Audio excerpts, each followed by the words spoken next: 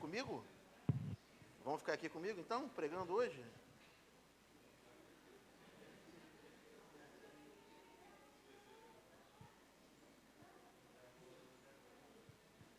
Crianças, né, irmãos? Crianças, tempo bom, né? Boa noite, queridos. A quem eu não dei boa noite presencialmente, boa noite agora. É bom rever os irmãos. Primeiro domingo do ano, é um privilégio estar aqui, podendo compartilhar com os irmãos de mais um pedaço, mais um trecho da palavra de Deus. Então, sem muita demora, eu vou pedir que os irmãos abram a palavra de Deus ou acessem nos dispositivos aí. Hebreus, capítulo 10, e nós vamos ler do verso 26 ao 31.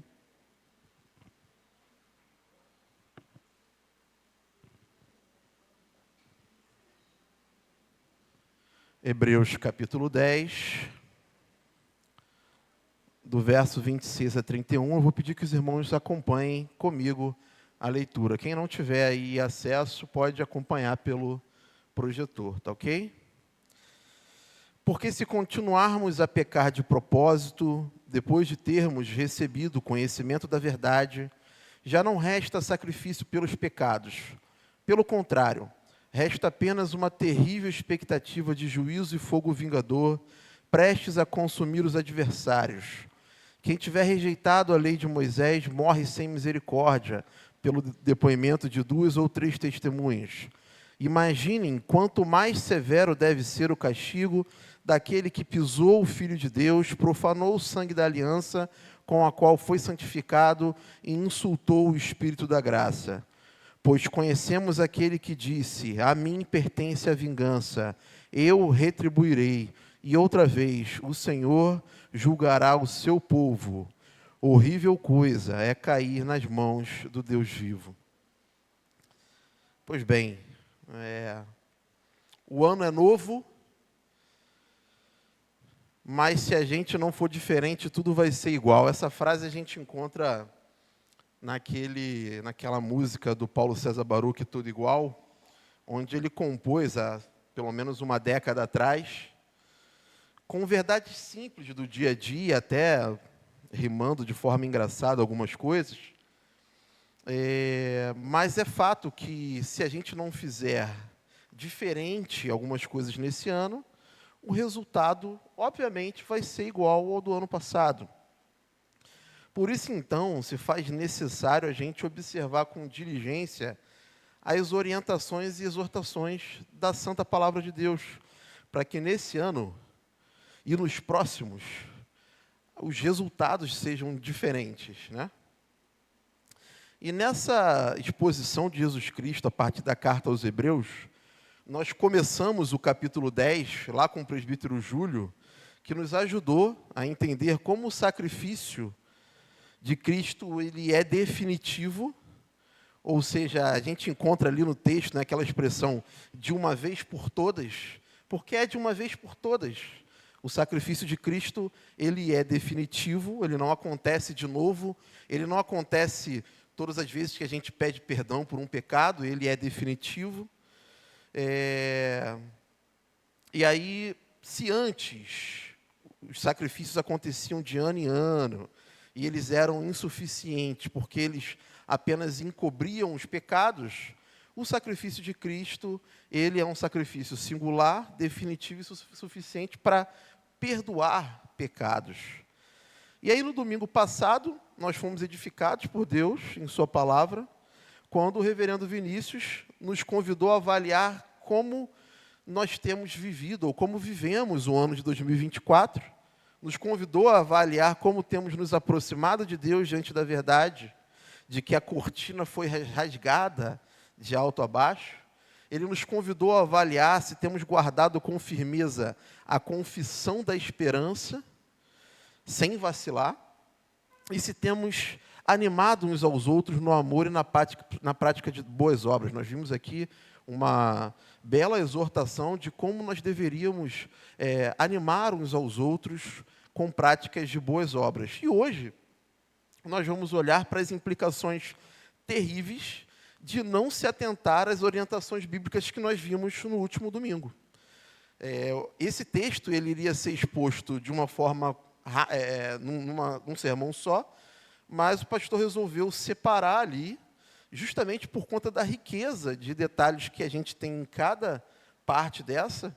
Então, ficou comigo a parte mais dura, que é a de trazer a parte da advertência. O presbítero Júlio trouxe ali as características do sacrifício de Cristo. O reverendo Vinícius trouxe a parte onde nós temos algumas direções a serem tomadas com relação a essa nova vida na nova aliança e como isso deve impactar na relação uns com os outros. E aí já começa a advertência. Mas o ponto de hoje é semelhante ao ponto de Hebreus 6, quando estava aqui trazendo para os irmãos o perigo da apostasia, ou o que era a apostasia.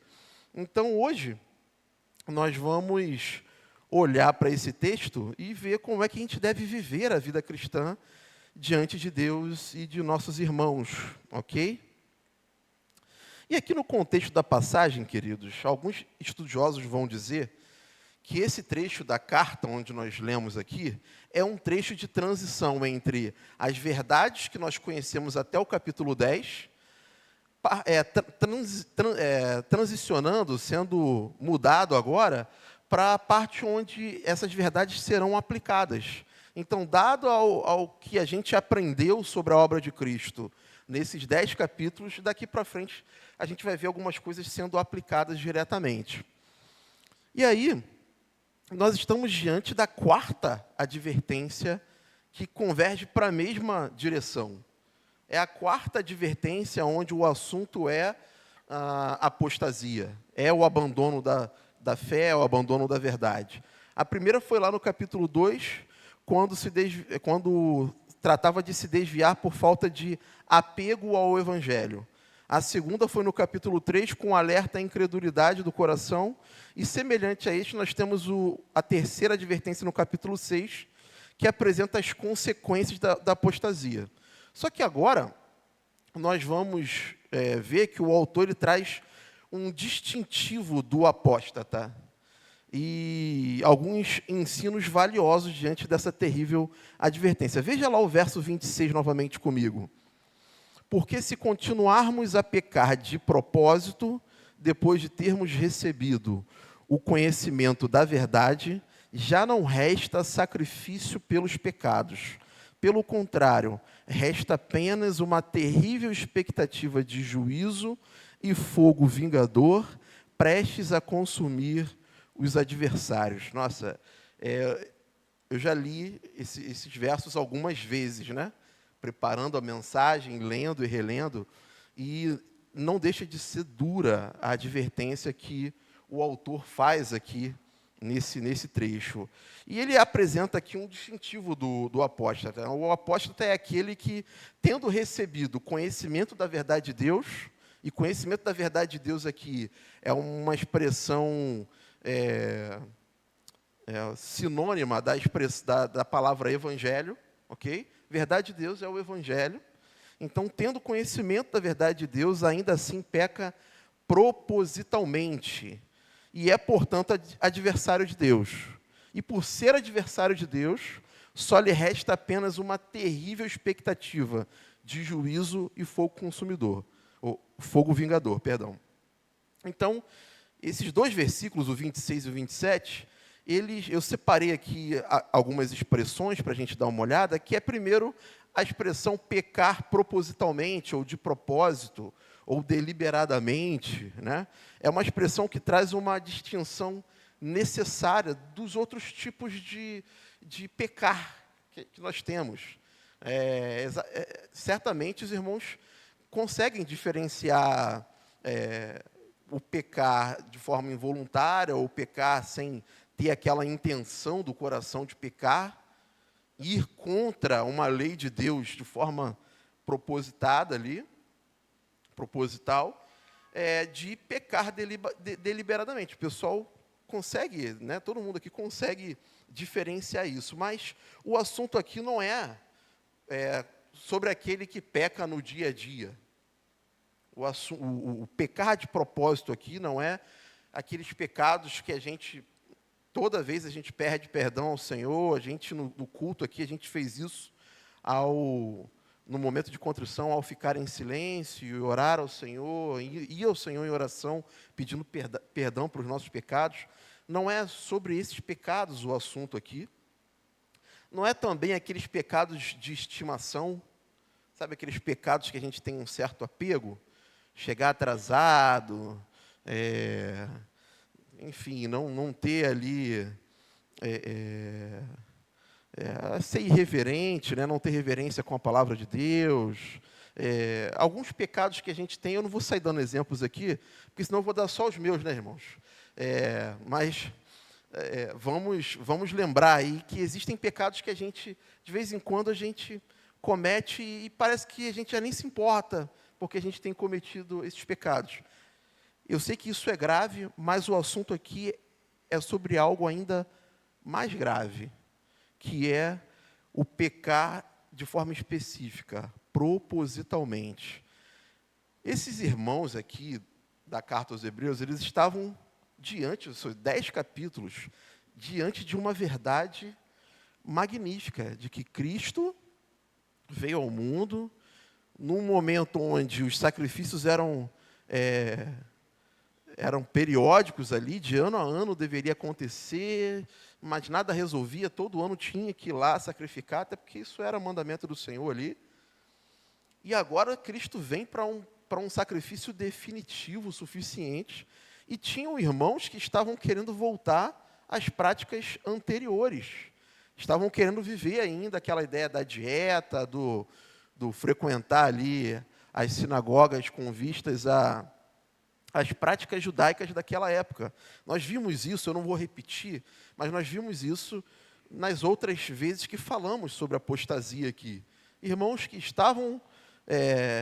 eram velhos de igreja, experientes na igreja, mas que estavam imaturos na fé, não estavam maduros na fé, estavam estagnados na fé e que estavam abandonando a palavra de Deus, a verdade de Deus, para voltar às antigas práticas. Pecar propositalmente aqui é necessariamente o abandono total, deliberado da fé. É como se você chegasse para alguém, ou se você pudesse chegar para alguém, é óbvio que ela pode falar ali da boca para fora, então a gente não sonda o coração, mas digamos que você pudesse chegar para alguém e dissesse para ela: você rejeita Cristo mesmo? Você conhece tudo isso que a palavra de Deus revela sobre a obra e pessoa de Cristo, mas você rejeita Cristo, e a pessoa dizer que rejeita. Rejeita de forma absoluta. Olha, eu sei que Ele é quem a Bíblia diz que é, e eu o rejeito. É óbvio que a pessoa que for perguntada, ela pode responder dessa forma, ou pode não responder, pode mentir, pode dizer aquilo que ela acredita, mas aqui não fala sobre uma resposta, fala sobre uma vida que rejeita a obra de Cristo propositalmente. E se de repente foi surpresa para alguns que existe uma distinção entre o pecado involuntário e o pecado proposital, há muito tempo o Senhor faz essa distinção na sua palavra. Vamos ler lá em Números 15. Números 15, do verso 30 a 31. Mas a pessoa que fizer alguma coisa deliberadamente, quer seja dos naturais da terra, quer dos estrangeiros, está blasfemando contra o Senhor. Tal pessoa será eliminada do seu povo, pois desprezou a palavra do Senhor e desrespeitou o seu mandamento. Essa pessoa será eliminada e a sua iniquidade será sobre ela. Então, a palavra de Deus sempre fez distinção entre pecar involuntariamente com pecar deliberadamente. Se os irmãos voltarem um pouco antes, lá em Números 15, os irmãos vão ver que ele trata ali de alguém que pecou de forma não proposital. Mas eu separei esse texto aqui justamente para os irmãos verem que não é algo novo, o autor de Hebreus não está aqui sacando um argumento retórico a respeito de pecar propositalmente ou não. Ele está aqui falando com quem conhecia a lei de Moisés, quem entendia a lei de Moisés e que saberiam pegar as referências. A outra palavra que eu separei aqui, do verso 26 a 27, é expectativa. Aqui não é como a gente compreende expectativa. A expectativa, né, uma terrível expectativa de juízo e fogo vingador prestes a consumir os adversários. Essa expectativa aqui não é como a gente entende expectativa. Eu tinha expectativa de tudo dar certo no ano de 2024, algumas coisas deram, outras não. Não. Expectativa aqui é a única coisa que a pessoa pode esperar. É sinônimo de... É só aguardar o tempo que a coisa vai chegar. Não tem dúvida na expressão expectativa aqui. Não é sobre ser uma questão de possibilidade. Não é uma possibilidade. O fogo vingador, o juízo, ele vai chegar. No seu tempo, ele vai chegar. O autor, como eu disse, ele não tira isso do nada. Mas é como se ele estivesse falando de uma nova forma de lidar com quem peca deliberadamente. Ele simplesmente traz ali a expressão expectativa porque é a única coisa que alguém que rejeita a obra de Cristo pode esperar. Ela não pode esperar mais. Imagine, queridos, como eu falei, Cristo veio como um sacrifício definitivo. O próprio Deus se humilha e encarna e vem e se entrega em sacrifício santo e definitivo. E essa pessoa rejeita, então, obviamente, já não resta mais nenhum sacrifício. O Senhor Jesus não vai... o Deus não vai encarnar novamente, viver mais ali 33 anos e pouco, e aí ter ali seus 3 anos e meio de ministério, morrer numa cruz, ressuscitar ao terceiro dia como um novo sacrifício, não vai. O sacrifício ele é definitivo, uma vez que alguém rejeita isso, já não resta mais sacrifício, não tem mais nada que possa fazer por essa pessoa, pois ela se torna adversária de Deus. E essa é a terceira palavra que eu separei aqui. Pode ser difícil para nós compreendermos esse Deus a partir da nossa concepção de misericórdia, amor, graça e justiça. Porém, o Senhor sempre se revelou contra o pecado e a vida de pecado de forma contundente. Ele sempre se revelou justo, mesmo sendo bondoso. Em Êxodo 34, 6 a 7, tem uma fala que demonstra a sua justiça contra o pecado e a sua misericórdia de forma muito interessante. Nós já vamos ler esse texto. Então, com o termo adversários aqui, o autor ele quer dizer para os ouvintes que estavam ali naquela carta, que aquele que rejeita a Cristo e a sua obra é adversário de Deus e terá as consequências de ser adversário de Deus, como a gente já vai ver. E veja o que Isaías 26:11 diz sobre os adversários. Senhor, a tua mão está levantada, mas eles não veem. Porém, eles verão o teu zelo pelo povo e ficarão envergonhados, que o teu furor por causa dos teus adversários os consuma. Queridos, tem vários textos aqui sobre o juízo a ser derramado sobre os adversários de Deus. E adversário aqui é necessariamente, como eu disse, aquele que rejeita a pessoa e obra de Cristo. No verso 28 e 29, vamos ler lá novamente, o verso 28 e 29 de Hebreus 10. Quem tiver rejeitado a lei de Moisés, morre sem misericórdia pelo depoimento de 2 ou 3 testemunhas. Imagine quanto mais severo deve ser o castigo daquele que pisou o Filho de Deus, profanou o sangue da aliança com o qual foi santificado e insultou o Espírito da graça. Bom, o autor aqui, queridos, ele evoca um entendimento já conhecido também por esses ouvintes. Eles conheciam muito bem a lei de Moisés e tinham nela sua confiança maior do que em Cristo. Já que eles estavam querendo voltar para as antigas práticas, eles tinham mais confiança no sistema judaico da antiga aliança do que na nova aliança, certo? E eles já estavam abandonando a Cristo por conta disso. E aqui ele cita de forma indireta a pena capital por idolatria. Nós vamos ver isso lá em Deuteronômio 17, no verso 6, que vai dizer assim: por depoimento de 2 ou 3 testemunhas, será morto o que houver de morrer. Por depoimento de uma só testemunha, não morrerá. Então, era conhecido, era uma lei, é como o Código Penal que a gente tem aqui hoje, que foi, inclusive, bem inspirado nesses modelos aqui que a gente tem na Bíblia. Com depoimento de 2 ou 3 testemunhas, será morto o que houver de morrer. Por depoimento de uma só testemunha, não morrerá. Ele vai dizer lá em Hebreus 10, que se morrer fisicamente, queridos, já acontecia por conta de 2 ou 3 testemunhas dizerem que aquele ali era um idólatra, imagina aqueles que pecaram contra o Espírito Santo, porque é semelhante ao pecado contra o Espírito Santo, o pecado imperdoável, o pecado para a morte. É o que a gente vê ali no versículo 29, quando ele vai dizer assim: severo deve ser o castigo daquele que pisou o Filho de Deus, profanou o sangue da aliança com a qual foi santificado e insultou o Espírito da graça. Insultou o Espírito da graça. Esse Espírito da graça é o Espírito Santo de Deus.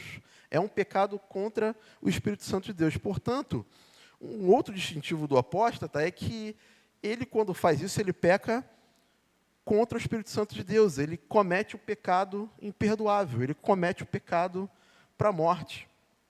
Certo? E aí, no verso 30 a 31, o autor ele faz uso de também textos conhecidos pelo autor, pelos ouvintes, que seria ali citado em Deuteronômio 32, 35. A mim pertence a vingança, a retribuição a seu tempo, quando o pé deles resvalar, porque o dia da sua calamidade está próximo, e o seu destino se apressa em chegar.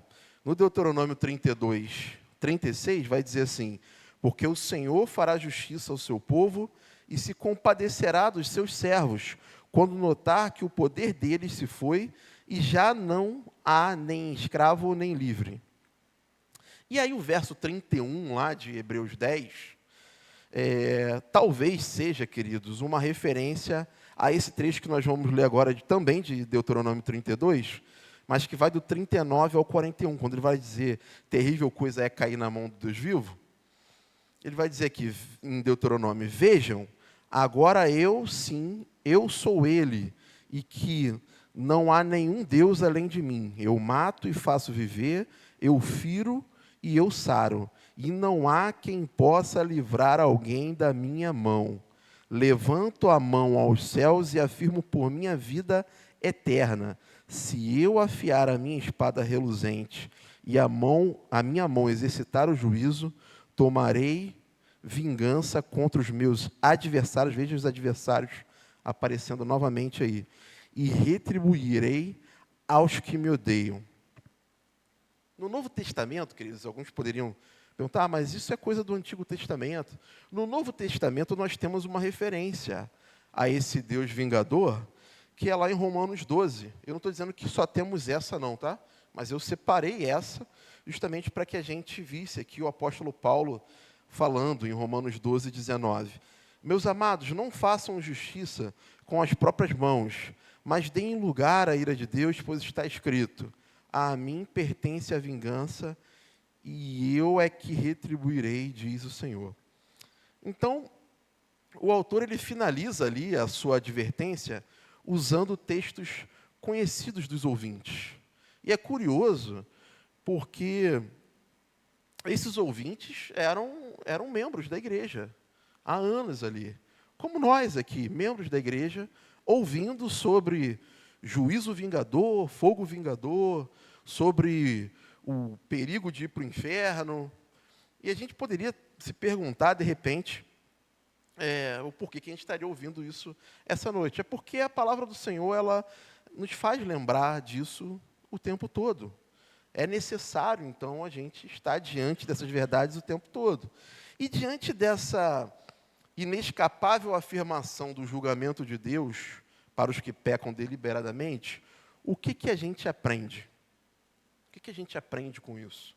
O texto ele é muito rico e daria para a gente tirar muitos ensinamentos desses 5 versos aqui, em tudo que eles implicam. Mas eu separei 3 para a nossa reflexão. A primeira, vamos ser bem breve, é que a ira é um atributo de Deus e nós deveríamos considerar isso diariamente. A ira é um atributo, é parte de quem Deus é, certo? E que nós deveríamos considerar isso diariamente. É verdade que Deus é tardio em irar-se, como nós temos lá, Êxodo 34, 6 a 7. Pode colocar aí para a gente ler? Êxodo 34, 6 a 7. O Senhor passou diante de Moisés e proclamou: o Senhor Deus compassivo e bondoso, tardio em irar-se, grande em misericórdia e fidelidade, que guarda a misericórdia em 1000 gerações, que perdoa a maldade, a transgressão e o pecado, ainda que não inocente o culpado, e visita a iniquidade dos pais nos filhos e nos filhos dos filhos, até a 3ª e 4ª geração. Então é verdade que Deus é tardio em irar-se e que Ele não considera inocente o culpado daquela maldade ali, daquela transgressão.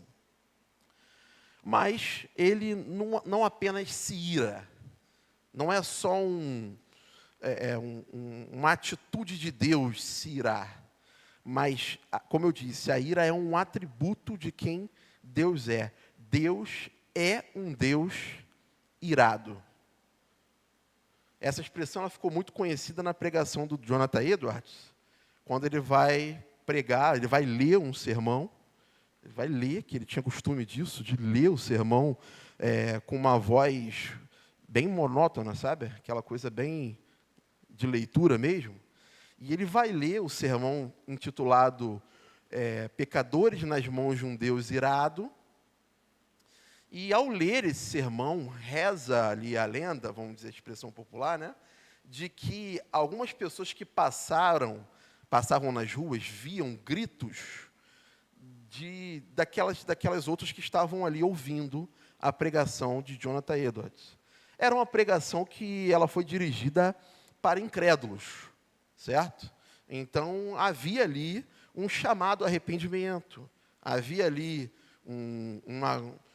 um chamado a abandonar a sua vida de pecado e se tornar crente em Deus e abraçar a fé.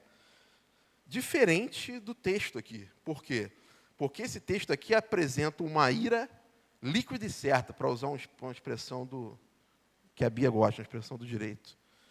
Mas é líquida e certa a ira de Deus sobre os adversários dele. É líquida e certa, não tem dúvida. Como eu falei, a expectativa é meramente um cumprimento de tempo, certo? Então, a ira, por ser um atributo de Deus, nós deveríamos considerar. Por que a gente deveria considerar a ira de Deus no nosso dia a dia? Porque a gente, o tempo todo, a gente considera que o Senhor é amor, que o Senhor é bondade plena, que o Senhor é misericordioso, tardio em irar-se, mas Ele se ira. E isso é uma santa lembrança de que, não fosse a sua graça, nós cairíamos em perdição eterna.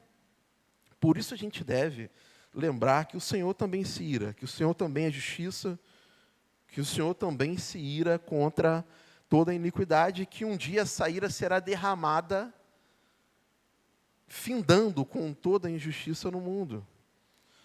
E o Senhor, Ele fez conhecida a sua ira ao longo da história. A gente não pode negar algo que a palavra de Deus o tempo todo apresenta. O tempo todo a palavra de Deus apresenta um Deus que é inimigo do pecado.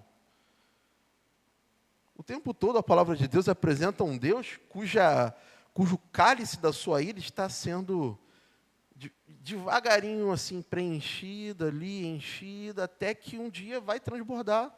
E a gente não pode viver como se isso não fosse uma realidade que está posta diante de nós.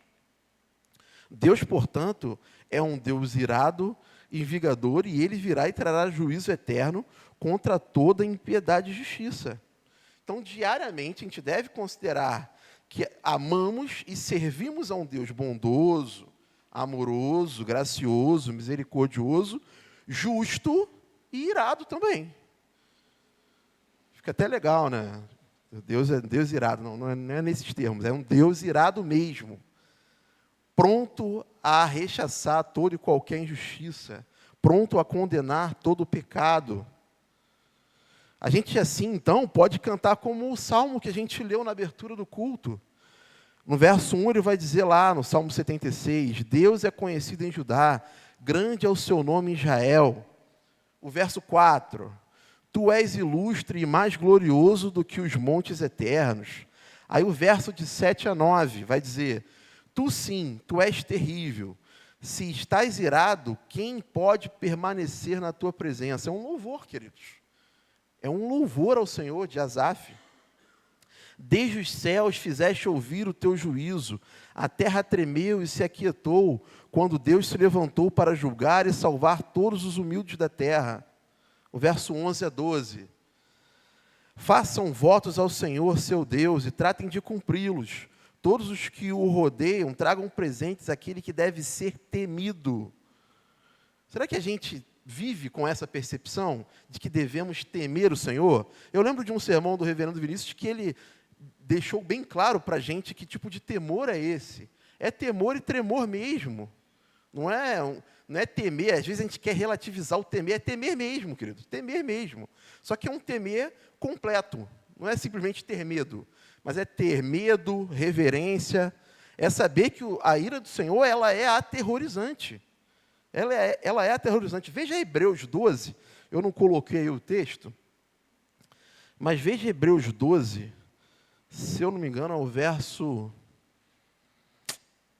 Eu não coloquei aqui. Mas ele vai dizer lá em Hebreus 12, não sei se é o 4 ou o 9, que vai dizer que Moisés, ao conhecer determinada coisa de Deus, tremeu, ficou apavorado. E é isso que o nosso coração deve sentir diante de tamanha verdade, de que estamos diante de um Deus irado, que, para aqueles que rejeitarem a Cristo, só resta a expectativa de que o Senhor derramará a sua ira santa e justa sobre toda a injustiça, e que não haverá depois disso mais choro nem dor. É por isso que o povo de Deus pode louvar o Senhor por sua ira, porque ao ser derramada contra toda a injustiça, não haverá mais choro nem dor. O segundo ensinamento que eu separei aqui é que o inferno e o fogo vingador são uma realidade física e eterna. E aí, pode ser óbvio para alguns, pode ser muito tranquilo para alguns entender isso. Mas há um desafio muito grande a gente afirmar essas coisas hoje, num mundo onde o ceticismo e o humanismo está enraizado na vida prática, inclusive, da igreja. Não, o Senhor, Ele quer te ver bem. O Senhor quer que você seja feliz. O Senhor quer que as coisas que você deseja...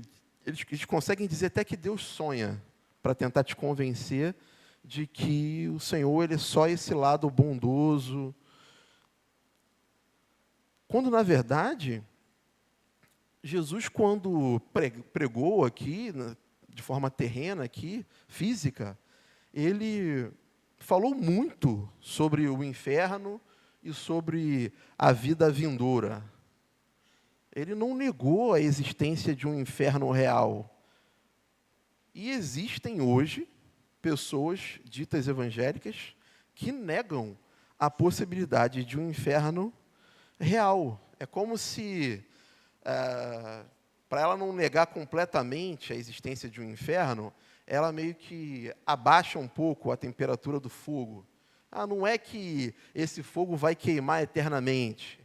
É que as pessoas vão ser totalmente aniquiladas ali no juízo final e acabou.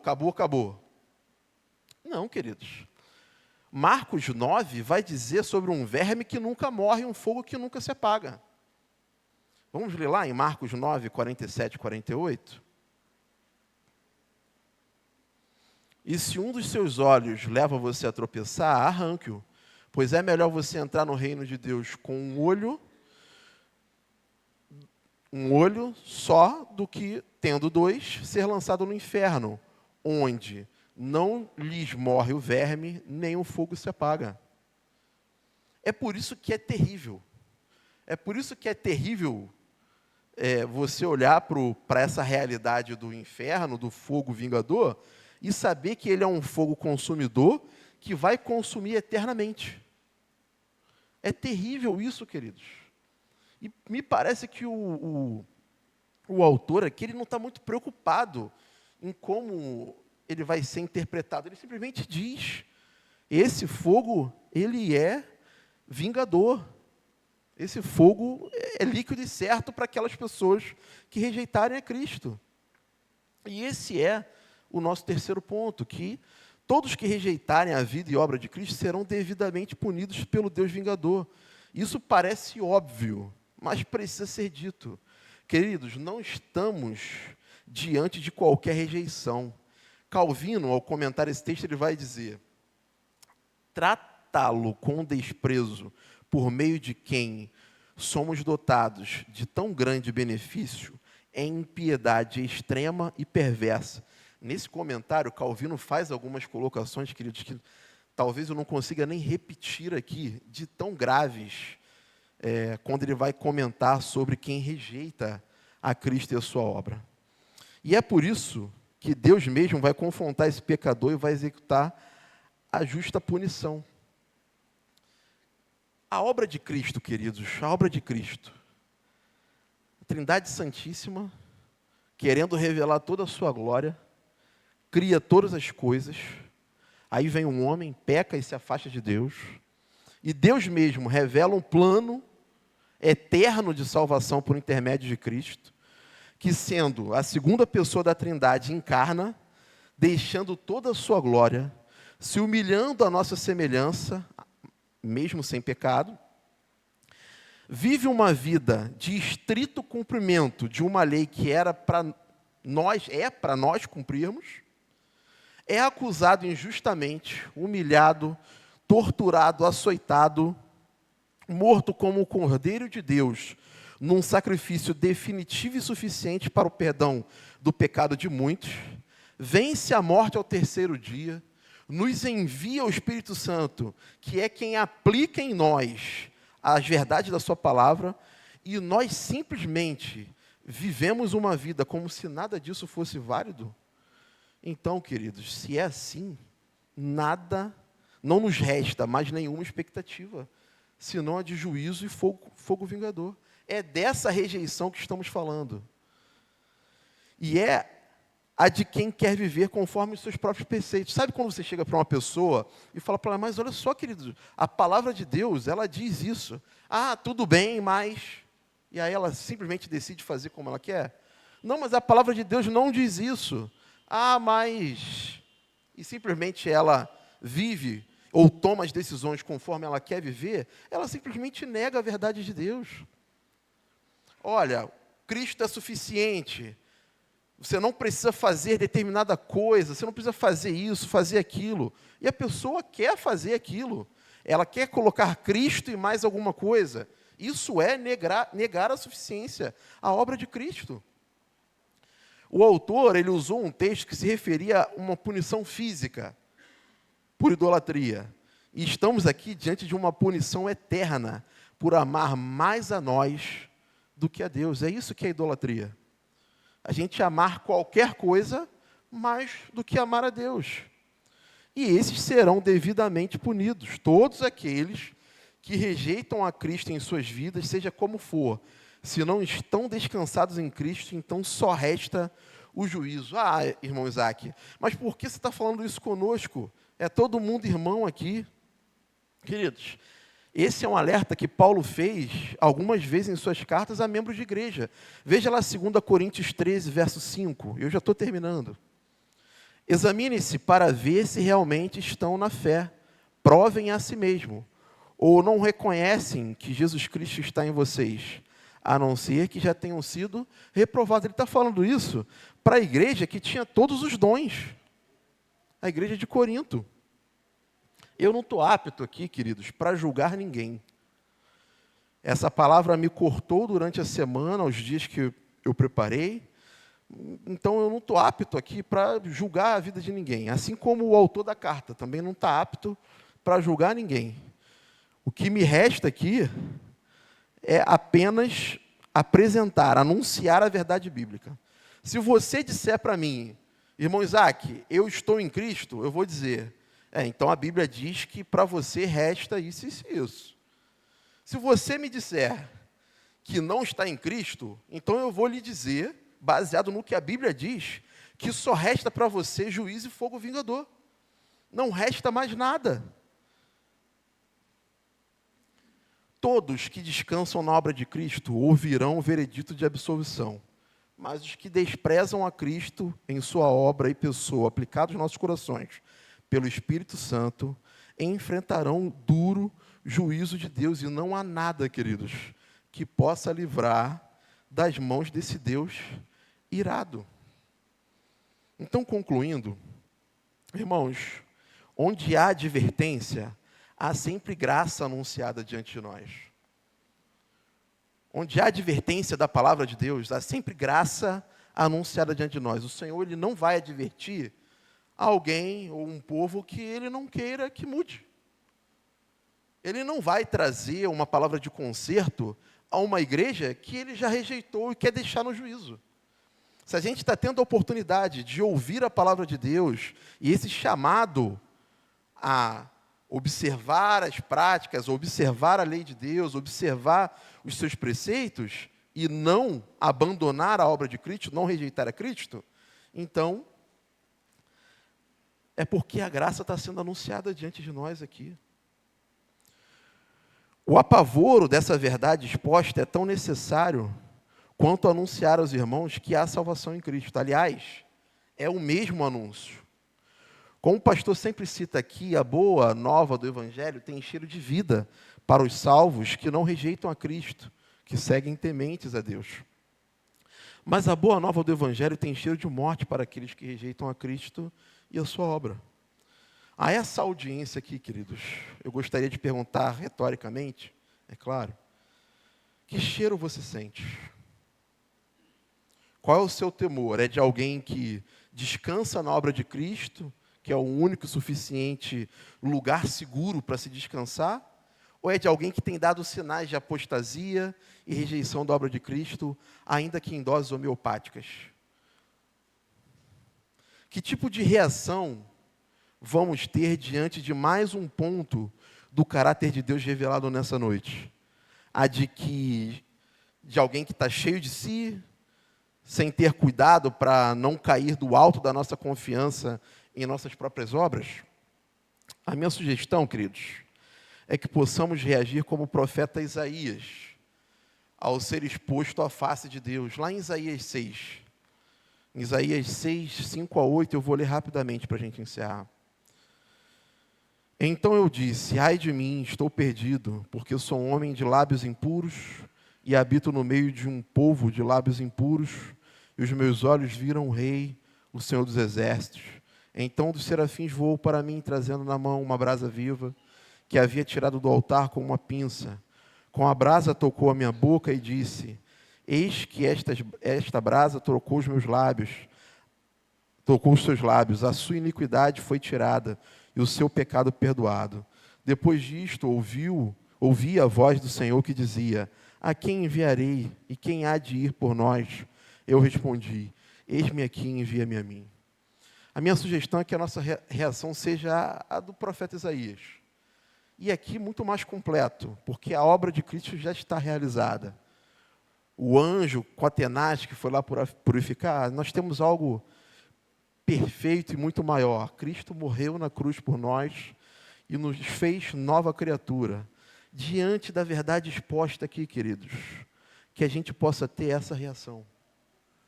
De que reconhecemos o nosso pecado, reconhecemos a nossa incapacidade de sermos santos como Deus requer de nós, mas que diante da obra de Cristo, nós estamos aqui para sermos enviados mundo afora, para continuar pregando esse Evangelho. que tem dentro da boa notícia essa má notícia de que aqueles que rejeitarem a Deus certamente só podem esperar fogo vingador, juízo e fogo vingador. Que a gente possa descansar na obra de Cristo e viver conforme Ele mesmo requer de nós em sua palavra. Amém? Que Deus abençoe a todos. Eu quero orar por vocês.